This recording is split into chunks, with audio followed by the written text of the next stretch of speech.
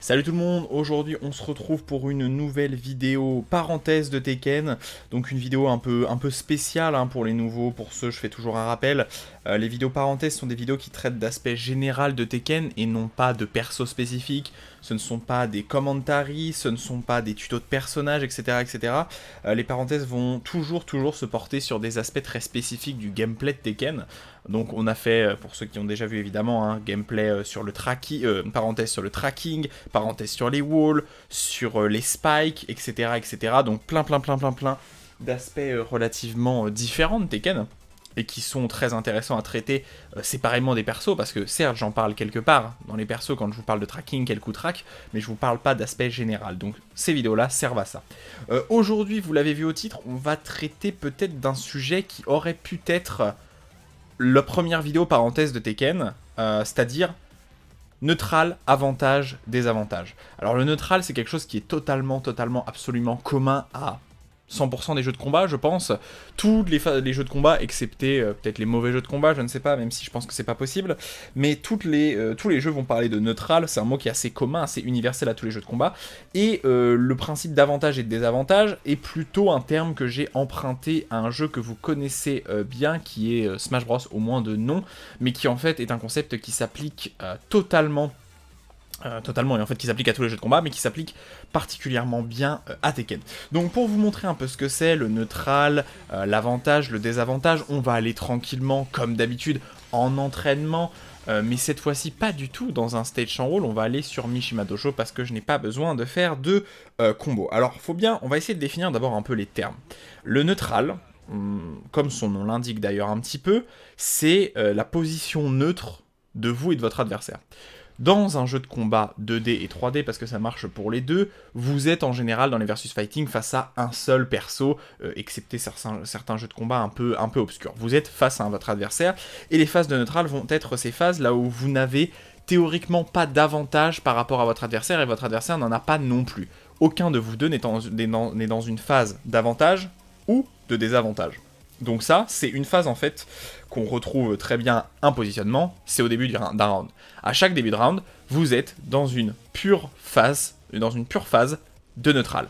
Vous spawnez, vous avez le 3-2-1, etc. Vous avez le fight, et à ce moment-là, vous n'avez aucun avantage et aucun désavantage par rapport à votre adversaire. C'est des situations, le neutral, que vous allez retrouver dans plein de situations.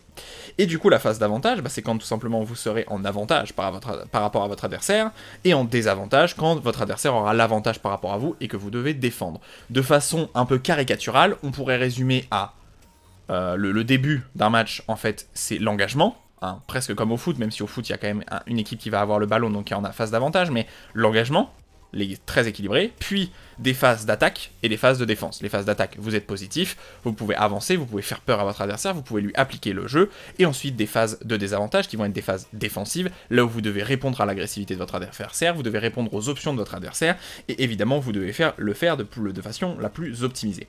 Alors tout ce que je vous ai expliqué là, c'est extrêmement théorique. Je considère que dans Tekken, en fait, il n'existe quasiment aucune phase de neutral.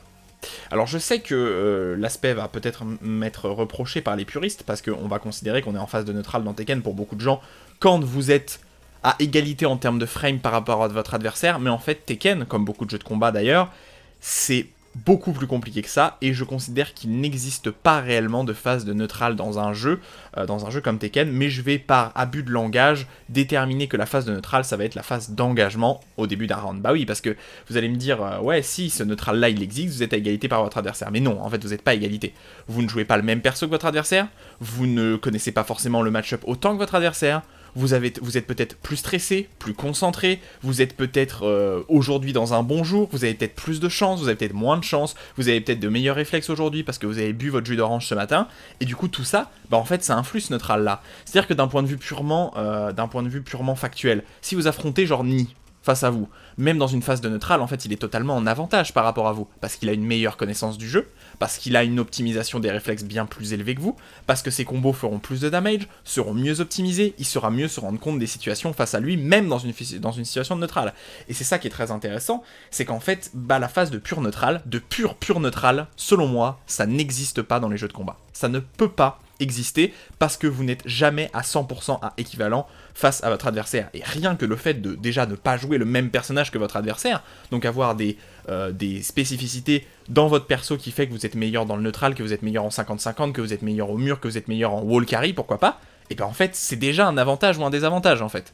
Donc en fait Tekken n'a quasiment pas de phase de vrai neutral, de pur neutral, il n'y a que des phases de pseudo neutral, là vous êtes à égalité dans les options que vous avez avec votre adversaire, et encore, hein, les options peuvent différer suivant les persos, et ensuite il n'y a que, du coup selon moi, des phases d'avantage ou des phases de désavantage.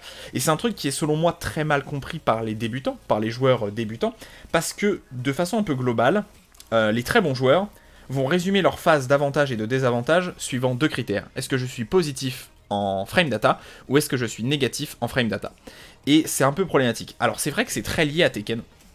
C'est un aspect qui est extrêmement lié à Tekken qu'on retrouve assez peu dans les autres jeux, c'est que Tekken a la spécificité d'avoir une frame data ultra prédominante à moyen et haut level. Alors à bas level, bon les gens pour tous un peu, mais en réalité à très haut level, bah la frame data elle est quand même essentielle. Il faut connaître ce que vous pouvez punir, il faut connaître dans quelle phase vous êtes négatif, dans lesquelles phases vous pouvez sidestep, etc. etc. etc. Donc sans forcément avoir une frame data au pixel, là où vous savez tous les coups exactement à moins combien c'est, mais vous devez connaître des ordres de grandeur spécifiques dans lesquels vous pouvez parry, dans lesquels vous pouvez sidestep, dans lesquels vous pouvez crouch, dans lesquels etc. etc. etc. Donc tout ça c'est très important et ça fait déjà des différences par rapport à certains joueurs.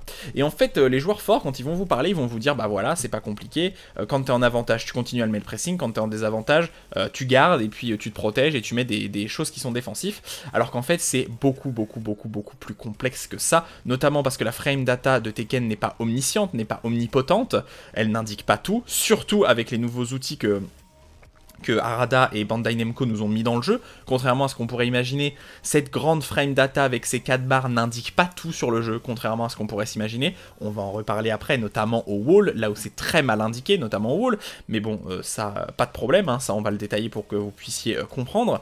Mais évidemment, le point qui me semble le plus important, c'est la psychologie des joueurs. Ça fait fi de ce que les combattants sont, c'est-à-dire des gens qui sont foncièrement humains et donc qui peuvent faire des erreurs, autant dans l'analyse de la situation que dans l'analyse de leur propre frame data. Parce que vous devez connaître la frame data de votre adversaire, mais vous devez aussi connaître la vôtre et connaître vos options. Donc bon, voilà un résumé très théorique de ce que je considère être la phase de neutral, la phase d'avantage et la phase de désavantage. Globalement, on pourrait résumer que quand vous êtes dans un coup positif, vous êtes en avantage, quand vous êtes dans un coup négatif, ça c'est pas négatif, quel coup serait très négatif avec Léo, vous êtes en phase de désavantage. Voilà, je suis à moins 14, je suis en désavantage, punissable, je suis à plus 1 ou je suis à plus 8, je suis en phase d'avantage positif. Voilà, donc ça globalement c'est simple, c'est carré, c'est facile à comprendre. Mais et ben c'est quand même vachement plus complexe que ça. Parce que Tekken est un bon jeu, parce que Tekken est un jeu riche, parce que Tekken est un jeu complexe avec plein de micro-situations, plein de spécificités. D'ailleurs, cette vidéo spécifiquement rejoint beaucoup de vidéos parenthèses que j'ai fait avant. En fait, quand on parlait du spike au sol, de la capacité à l'adversaire de ender de combo, de vous spiker au sol, de briser le sol, etc., etc., et ben tout ça, ça vous met en phase d'avantage ou de désavantage, suivant l'animation que vous avez. Et donc c'est pour ça que ce point-là essentiel aurait pu être traité dans la première vidéo parenthèse, parce qu'elle vient être le fondement même, les os de l'entièreté d'un jeu de combat, et il faut que ces os soient de bonne qualité, soient bien équilibrés, pour que ça soit un jeu de combat intéressant. D'ailleurs, les jeux de combat, là où le neutral est inintéressant ou un peu chiant, eh ben, on se fait chier, et c'est pas toujours des bons jeux de combat, contrairement à Tekken, qui est un jeu de combat particulièrement riche, et particulièrement, vous voyez ce que je veux dire, riche, important et particulièrement développé évidemment. Donc bon, globalement, voilà, on a expliqué que c'était simple à comprendre, mais que c'était pas si simple, c'était simple à théoriser, mais pas si simple dans les faits. Et c'est vrai que c'est pas si simple dans les faits, les phases de neutral, etc., c'est pas si simple dans les faits, parce que ça va dépendre vachement de l'animation. C'est un point qui est absolument essentiel, mais un coup qui vous met à plus 50, mais qui pousse l'adversaire à 500 mètres de vous, bah, vous n'êtes pas vraiment dans une phase d'avantage. Il aura le temps de se relever et vous allez retomber dans une phase de pseudo-avantage. Alors vous aurez peut-être de pseudo-neutral, pardon. Vous aurez peut-être l'avantage psychologique, vous aurez peut-être l'avantage de vie, etc. Mais en réalité, vous n'aurez pas vraiment l'avantage de la situation. Surtout, et ce qui me semble absolument essentiel, et ce que les gens résument assez mal, c'est que le neutral, l'avantage et les désavantages, vont être aussi déterminés par plus d'éléments, et des éléments qui sont souvent un petit peu sous-estimés, et il y a 3 points selon moi qui sont essentiels. C'est l'avantage purement de conditionnement, donc de psychologie de votre adversaire. Pour ceux qui ne comprennent pas le terme conditionnement, je vous réfère à la vidéo parenthèse la dernière, je crois que c'est la parenthèse numéro 4, qui parle du conditionnement et de cet aspect essentiel. C'est un aspect psychologique essentiel à tous les jeux de combat, et notamment à Tekken. Donc il y a le conditionnement qui va jouer sur l'avantage et le désavantage. Il y a le positionnement par rapport au mur, et il y a évidemment votre vie générale, parce que Tekken est un jeu à vie, n'est pas un jeu à pourcent, et donc moins vous avez de vie, plus vous êtes théoriquement en désavantage en tout cas.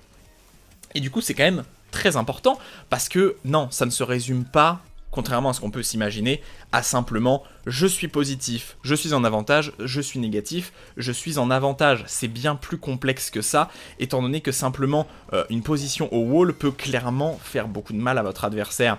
Notamment, et ça on va en parler, la position au wall va grandement gêner les déplacements, à la fois de vous si vous avez le wall dans le dos, ou à la fois de votre adversaire.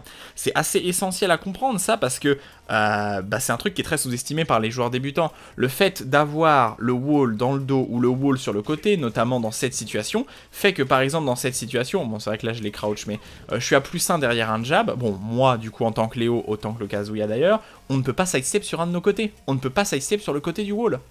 L'entièreté de nos propriétés de sidestep et de notre propriété d'esquive est totalement cassée par le wall, et c'est très important, parce que ça veut dire que c'est un aspect qui est totalement fort, et notamment de ce côté-là, vous savez peut-être sans doute, pour ceux qui sont très habitués à Tekken, quand vous êtes force crouch par rapport à votre adversaire, vous ne pouvez sidestep que d'un côté. C'est-à-dire que si vous jouez en player 1, vous n'allez pouvoir sidestep que sur votre côté gauche, et vous aussi jouez en player 2, donc en player Kazuya, vous ne pourrez sidestep que sur votre côté droit. C'est très essentiel parce que clairement ça conditionne, vos mouvements. Et du coup, ça veut dire que dans cette situation-là, là où Léo est à +4 en garde, comme ça, l'adversaire ne peut pas sidestep. Regarde, du coup, s'il joue en player 1 et qu'il est face à moi, parce que s'il jouait sur le même écran que moi en joueur 2, du coup ça serait dans ce sens-là qu'il pourrait pas sidestep évidemment. Mais si vous êtes en online, il jouera sans doute en player 1, donc il pourrait sidestep. Mais imaginons j'ai un ami à côté de moi qui joue face à moi en tant que player 2, et là il pourrait pas sidestep. Du tout. Il pourrait pas sidestep du tout, parce qu'évidemment il serait crouch, donc il pourrait pas sidestep vers l'avant de l'écran, vu que c'est pas possible, vous ne pouvez pas sidestep vers l'avant de l'écran. Et s'il voulait sidestep de l'autre côté, évidemment ça serait bien complexe, parce que le wall le dérange. Et du coup ça, c'est un aspect d'avantage qui est encore meilleur. Du coup ça fait que vous qui êtes à +4, vous êtes encore plus qu'à +4, vu que vous avez en plus totalement cadrer une option de votre adversaire qui est le sidestep, qui est une option quand même relativement importante dans Tekken. Donc voilà, déjà ça, c'est assez spécifique. Et notamment, on l'a vu dans le dernier commentary que j'ai fait sur ma chaîne, dans le commentary de l'ICFC qui est sorti... Non, en fait, du coup, pour vous, ça va être beaucoup plus tard, parce que la vidéo sortira beaucoup plus tard, mais dans le dernier commentary de l'ICFC que j'ai fait, à un moment, on s'est retrouvé dans une situation là où Pika avait acculé Super Akuma au wall dans un corner, et il a pu mettre, avec sa barre et son max mode, une pression complètement folle sur le joueur français. Pour une raison ultra simple, c'est qu'il était dans un corner de wall en avantage de frame, vu qu'il utilisait le max mode et que le max mode va laisser pas mal de coups du perso en avantage. Et c'est totalement fou parce que du coup, là où Super Akuma aurait peut-être pu sidestep, aurait peut-être pu crouch, aurait peut-être pu backswing blow, pourquoi pas, hein, le coup armor de Akuma a des propriétés backswing blow par exemple.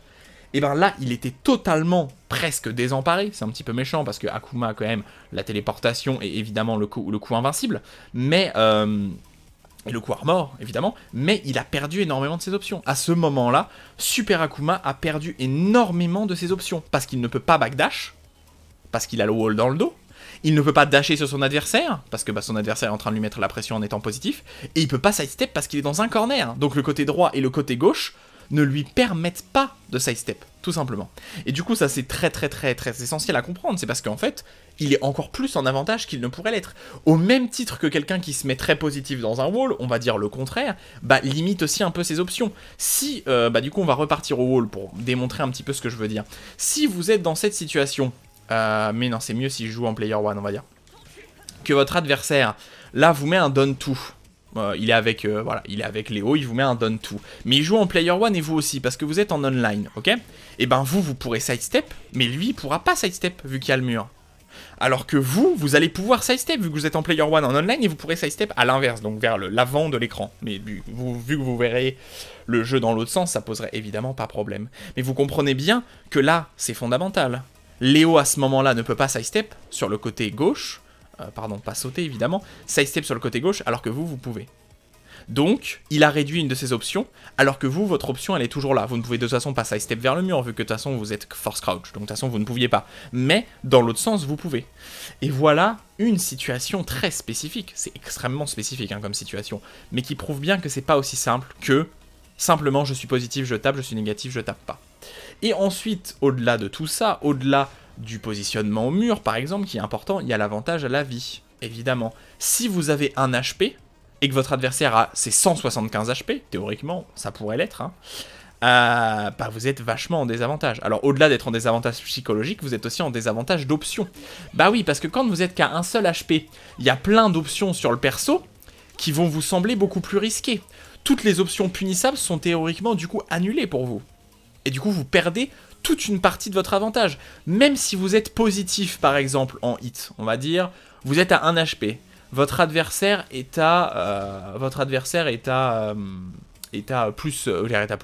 160 HP. Du coup, vous lui mettez un jab en garde comme ça. Donc vous êtes positif. Sauf qu'en fait, vos options sont grandement limitées. Pourquoi vos options sont grandement limitées? Parce que si vous mettez un low, vous êtes punissable et vous êtes mort. Si vous mettez n'importe quoi, un coup très punissable, vous êtes mort. Si vous mettez un done for a two par exemple, option relativement safe de la part de Léo, ce n'est qu'à moins 13, c'est une bonne option pour launcher, ça a une bonne portée, et c'est pas facile à punir, bah ouais, mais c'est quand même punissable. Et à moins 13, bah un jab vous touche en fait. Un jab vous touche. Ou évidemment, hein, pour ceux qui sont les plus optis, n'importe quel coup vous touche. Un 1-1-2 de back, un back 1-2 par exemple de Kazuya. Et du coup, ça va limiter vos options, parce que quand vous êtes à 1 HP, on va dire à moins de 10 HP, vous ne pouvez théoriquement pas vraiment mettre de coup punissable dans la garde de votre adversaire. Vous ne pouvez pas vous autoriser, quand vous êtes à moins de 20 HP, à mettre un coup vraiment punissable dans la garde de votre adversaire. Parce que si vous mettez un coup dans la garde de votre adversaire, bah, votre adversaire il vous punit et c'est fini. Donc malgré le fait que vous êtes censé être en avantage, bah, y a plein de vos options qui vont être problématiques. C'est pour ça d'ailleurs que les gens à bas level se prennent beaucoup plus de L-Sweep qu'on ne pourrait l'imaginer. Parce que contrairement à ce qu'on imagine, en fait le L-Sweep c'est une option qui est ultra risquée. Comme les top players et même les moyens players, quand même, on va pas se mentir, le punissent très souvent. Les moyens players, on va dire au moins 50 ou 60% du temps, alors que les top players vont arriver à le punir quoi 100% du temps à L-Sweep. Je veux dire, tous les L-Sweep launch punissables à moins 30 vont être punis 100% du temps. Par exemple, le fall crouch du perso là, de Léo, par exemple, qui est à moins 26, vous voyez. Et ben, c'est une option certes qui est forte sur le papier, mais qui dans les faits, bah, est quand même relativement risqué. Parce que si vous vous faites punir, bah théoriquement vous vous faites enlever la moitié de votre barre de vie. Au moins la moitié, on va dire. Au moins la moitié. Au moins un tiers plus si vous avez le wall, la moitié. Et du coup, c'est pour ça que cette compréhension, elle n'est pas forcément vraiment facile à tous les levels. Déjà parce que à très bas level, on va avoir envie de spammer. Et du coup, on va tout le temps soit se faire prendre des counter hits, soit se faire punir sur des coups qui sont totalement unsafe. À moyen level, on ne profitera pas forcément toujours très bien de notre propre avantage. Hein. À moins 3, il faut mettre des done for one, il faut mettre des choses qui sont ininterruptibles pour faire respecter votre adversaire et le conditionner. Se référer évidemment à la vidéo du conditionnement. Et du coup, bah, au level, bah, ils essayent d'optimiser le mieux ces phases-là. Donc là, on a parlé un peu des phases d'avantage, des phases de désavantage, des avantages à la vie. Hein. Donc quand vous avez très peu de vie, vos options sont limitées par rapport à votre adversaire. Quand vous êtes par rapport au wall, vos options sont limitées par votre adversaire. Mais évidemment, le conditionnement de votre adversaire va limiter vous-même vos options. Si à chaque fois que à chaque fois qu'il vous met un jab, il vous met des Magic 4, comme ça derrière, bon ça serait mieux à mettre avec, je sais pas, une Julia dont le Magic 4 sort en 11, comme ça, qui va trader et qui va launcher, et ben du coup vous aurez plus envie de taper, derrière ce jab, et vous allez vachement respecter le jab de votre adversaire, beaucoup plus que vous auriez pu. Parce qu'à moins 1, certes c'est un avantage qui est sympathique, mais c'est pas un avantage qui est excellent. Ouais. Et du coup, bah tout ça, ça joue sur vous, ça va jouer sur le conditionnement, ça va jouer sur le wall, ça va jouer sur la vie, et c'est pour ça que les phases d'avantage et de désavantage sont bien plus complexes qu'on ne pourrait l'imaginer. Ça c'est évident.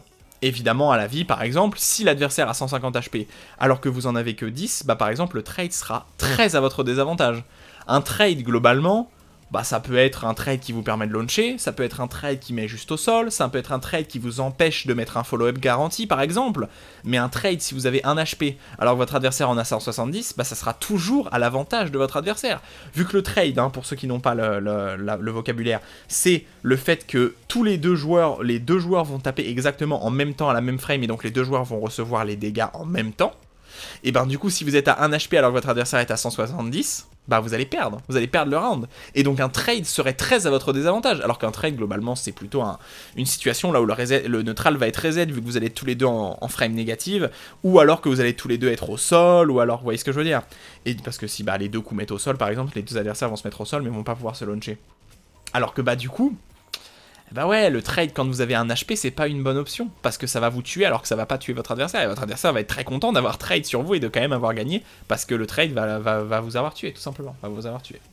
Donc voilà, donc ça c'était pour les phases globalement d'avantages et de désavantages, mais on va parler plus particulièrement du désavantage.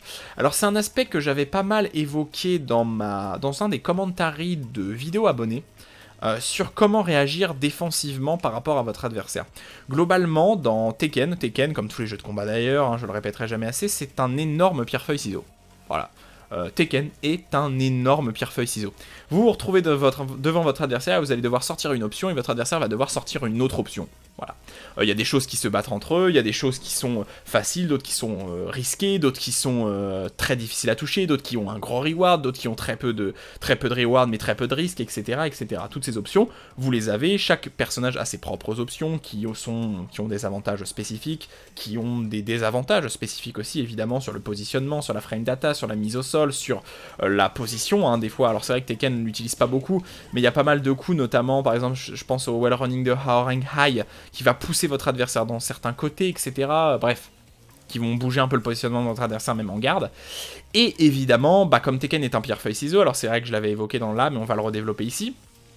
Globalement, le pierre-feuille-ciseau de Tekken, c'est high, mid ou low. On pourrait le résumer comme ça. C'est beaucoup plus complexe, on va évidemment développer derrière.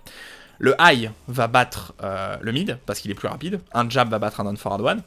Mais le low, qui est high crush, donc qui va se baisser, hein, va battre le high et va battre le high du coup, mais du coup le mid va battre le low. Donc voilà, là on a une espèce de système de pierre-feuille-ciseau.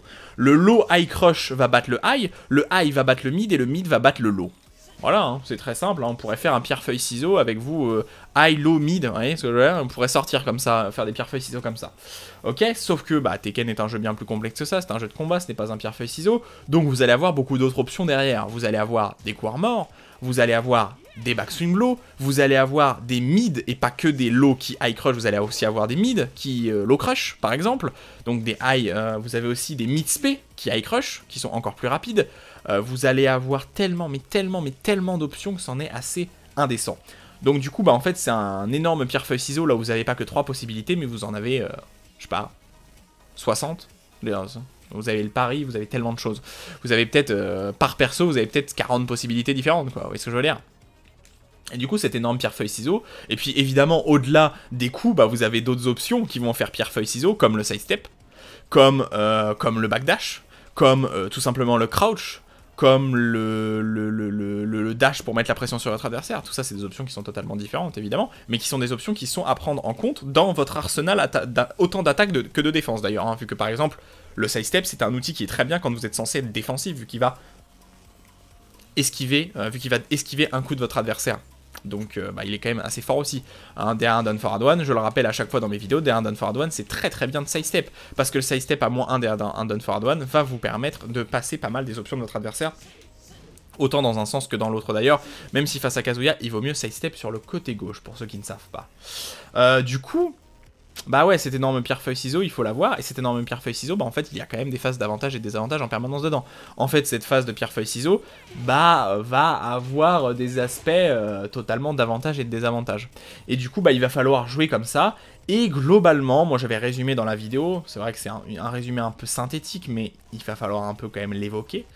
Dans la vidéo de commentary, j'avais dit que, notamment quand vous êtes en désavantage, donc par exemple quand votre adversaire va vous faire une phase, parfait, on va prendre des phases d'exemple sur Kazuya par exemple, qui va avoir un jab et 1-1, bon là, on se dit, bon, derrière le jab, bah, je suis à -1, je peux pas faire grand chose, alors si tu voulais me taper dedans, voilà, je peux pas faire grand chose, c'est un peu chiant, et je peux pas sidestep sur le côté gauche, je peux pas du tout sidestep sur le côté gauche, ah si, je peux quand même sidestep sur le côté gauche, pardon, alors sidestep et... Je crois que je sidestep un poil trop tard. Ouais, je sidestep un poil trop tard, pardon. Vous voyez? Donc là, je peux sidestep sur le côté gauche. Mais vous pouvez pas taper, en fait, hein. Et si je tape, je me fais toujours avoir. Bah oui, parce qu'il est à +1. Donc je peux pas taper. Je peux pas mettre un Magic 4, hein, évidemment. Je peux pas mettre... Qu'est-ce qui pourrait être utile? Je peux pas mettre n'importe quel coup. Hein. Je peux pas mettre un Down Forward One non plus. Je me fais interrompre, etc., etc. Donc là, on voit que par ce jab en garde, Kazuya réduit mes options. Il y a des options qui ne sont plus à ma portée. Parce que je suis en phase de désavantage.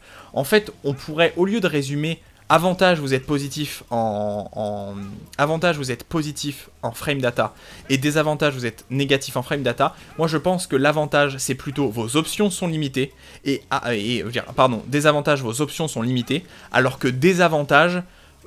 Attendez, je vais y arriver. Désavantage, vos options sont limitées, alors qu'avantage, vos options sont complètes. Voilà, c'est ça, je pense, qui détermine quand est-ce que vous êtes en avantage et quand est-ce que vous êtes en désavantage par rapport à votre adversaire. Certes, la psychologie, elle joue aussi, mais en fait, rien qu'un jab en garde, ça limite mes options. Je peux pas mettre de jab, je peux pas mettre de Magic 4, je peux pas mettre de Down Forward One. Il y a plein d'options que vous pouvez pas faire. Il y a plein d'options que vous pouvez pas faire. Et ensuite, bah vous, c'est à vous de vous adapter. Hein. C'est un énorme pierre-feuille-ciseau. Assez chiant parce que là, sur ce pierre-feuille-ciseau là, il m'a cassé ma feuille là. Je peux plus faire feuille, là, une option bien safe, là, une bonne feuille qui recouvre la pierre, là, je peux plus faire le jab. Mais par contre, bah certes, il a fait, lui, il a fait ciseau, mais vous avez encore, la pierre, évidemment. Vous avez encore la pierre. Et derrière la pierre, bah vous allez avoir le coup armor, par exemple. Vous allez avoir un petit High Crush par exemple, vous allez avoir une option très safe, alors je sais pas si je vais réussir à le sortir là avec l'instant High Crush. Bon, vous avez le Down Jab, hein, évidemment, vous avez le Down Jab. Vous avez le Down Jab, qui a une option très safe. Vous allez avoir le Backswing Blow, hein, par exemple, alors je sais pas si ça, je vais avoir le temps de punir. Ouais, si là j'ai eu le temps de punir, vous voyez. D'autres Backswing Blow, parce qu'en fait Léo en a plein. Le coup Armor, évidemment. Vous allez avoir le pari aussi, parce que ça marche, hein, le pari marche aussi, et du coup, bah, c'est vraiment à votre avantage aussi, là, vous voyez, pari. Bref, plein d'options qu'il va falloir savoir utiliser, et c'est très important de savoir quand est-ce que vous êtes en avantage et quand est-ce que vous êtes en désavantage, parce que cet avantage et cet désavantage, soit augmentent vos options, soit réduisent vos options. Deuxième chose, et qui me semble essentielle, troisième chose, je crois qu'on est à la troisième ou quatrième chose. Donc bon, ça c'était globalement pour résumer qu'est-ce qu'une phase d'avantage et qu'une phase de désavantage. Est-ce que mes options sont complètes ou est-ce que mes options sont restreintes? Et du coup, le dernier aspect est qu'il ne faut pas sous-estimer, attention, la frame data n'est pas universelle. Il y a plein de situations là où vous allez regarder en frame data et là ça va être assez chiant de déterminer quand est-ce que vous êtes réellement en avantage ou en désavantage. Il y a des fois, hein, c'est clair, par exemple, voilà, hop, je mets mon petit wolo, voilà, je suis à -9, l'adversaire se relève. Alors c'est pas si facile que ça parce que certes l'adversaire peut se relever, mais en réalité c'est plutôt une situation de neutrale qu'une situation de vraiment désavantage. Mais derrière cette option là, ou alors il y a quoi d'autre qui pourrait être vraiment négatif pour le perso? Non, là vous perdez bien votre Oki quand même, hein. Vous êtes à -9, vous perdez bien votre Oki quand même. Mais par exemple, bah, vous allez avoir des coups qui vont vous mettre très positifs, au wall par exemple, hein.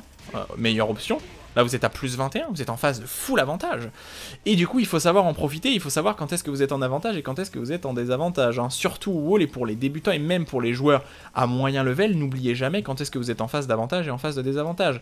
Parce que, je vais prendre une situation qui est claire, sur cet Oki par exemple, et ben c'est vous êtes par exemple vachement moins enclin à 50-50 votre adversaire, parce que votre adversaire théoriquement il a le temps de se relever avec votre standing fort pour vous interrompre. Alors que sur cet Okizem, celui-là, et ben là c'est beaucoup plus simple pour vous d'aller le mixer parce que vous êtes à +21. J'ai même le temps de lui dasher dessus, puis ensuite de le mixer. Et là, vous aurez tellement l'avantage qu'il ne peut pas, en fait, vous optionner. Il ne peut pas mettre un standing fort, il ne peut pas vous interrompre. Il est dans une situation de 50-50, là où il va devoir opter soit pour un low, qui peut être très safe, hein, d'ailleurs, soit pour un mid, qui pourrait le reroll splat, par exemple. Et c'est quand même relativement important de savoir ça, notamment au wall, quand est-ce que vous êtes en désavantage, sous quel Oki vous êtes en avantage et sous quel Oki vous êtes en désavantage, parce que bah, c'est quand même vachement important. C'est quand même vachement important, on va pas se mentir. C'est quand même super important. Donc bon, globalement, je pense qu'on a bien résumé la situation. Ne pas se référer abruptement à la frame data aussi sur certains aspects, notamment ce genre d'aspect-là. Là où c'est bizarre parce que ça marque +14, mais l'adversaire il est wall splat, mais en fait vous êtes ultra en avantage. Hein. Sur cet Okizem par exemple, vous voyez, la frame data elle indique pas grand chose en réalité là. Quand vous êtes dans le neutral, c'est-à-dire sans wall, et ben, la frame data elle vous les indique +14. Sauf qu'avec le wall en fait vous êtes encore plus positif et surtout bah, l'adversaire il doit se relever normalement. Donc là vous êtes en ultra avantage par exemple, bam, bam. Là, vous êtes dans un avantage, je pense que vous ne pouvez même pas imaginer. Là, vous êtes totalement enclin à 50-50 votre adversaire, alors que bah, la frame data vous l'indique pas tant que ça. Vous voyez, il y a 3 barres, là La frame data vous dit pas vraiment à combien vous êtes, bon c'est un peu chiant quoi. Là c'est pareil, vous voyez la frame data elle vous dit pas vraiment à combien vous êtes, alors qu'en fait vous êtes totalement à plus 50, hein, vous avez largement le temps de taper votre adversaire sans aucun problème. Donc ça c'est tout ça, c'est des aspects qui vont venir au fur et à mesure de votre jeu évidemment, de comprendre que en général quand vous êtes au mur vous êtes plutôt en avantage, même largement en avantage, excepté certains Okizem qui sont négatifs pour vous, ce qui est normal parce qu'en général ça sera les Okizem qui font le plus de damage, voilà. Bon, la vidéo fait une petite trentaine de minutes. Je pense qu'on a traité beaucoup d'aspects. Hein. Pour résumer, globalement, le neutral pur, ça n'existe pas vraiment. Le neutral classique, ça existe, quand vous n'avez pas vraiment d'avantage ou de désavantage par rapport à votre adversaire, même si hein, ça serait faire fi de la psychologie, évidemment. Globalement, tout se résume à des phases de désavantage et de désavantage. Ces phases de désavantage et de désavantage sont conditionnées par les normes pierre-feuille-ciseaux qu'est Tekken. Vous avez des options pour battre l'avantage de votre adversaire, vous avez des options pour battre le désavantage de votre adversaire, vous avez des options qui vont être très safe, high risk, high reward, d'autres qui vont être très peu safe, low risk, low reward, etc. etc., etc. Et du coup tout ça, bah, il va falloir le mixer, le comprendre, et ça se fait au fil des games, c'est évident, il faut jouer pour le comprendre, pour l'implémenter dans votre jeu, mais c'est bien à théoriser, il faut que ça rentre bien dans votre tête.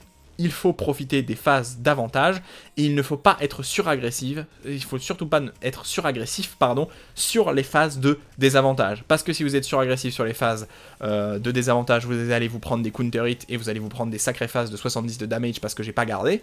Et sur les phases d'avantage, il faut en profiter parce que vous êtes en avantage, et il faut profiter de ces situations pour faire le plus de damage à votre adversaire, et lui mettre encore plus la tête dans les genoux. Voilà, la tête dans les genoux si vous force crouch votre adversaire.